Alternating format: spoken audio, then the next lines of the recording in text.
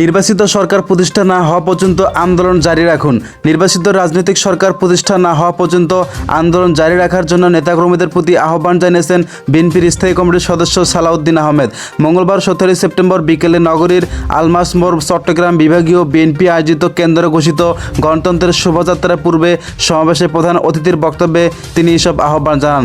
সালাউদ্দিন আহমেদের নেতৃত্বে শোভাযাত্রাটি আলমাস হয়ে কাজীর দেউরিয়া লাইন, যুবলীগ রোড, নিউ মার্কেট, কোতলিয়া হয়ে লালদিঘি পাড়ে এসে শেষ হয়।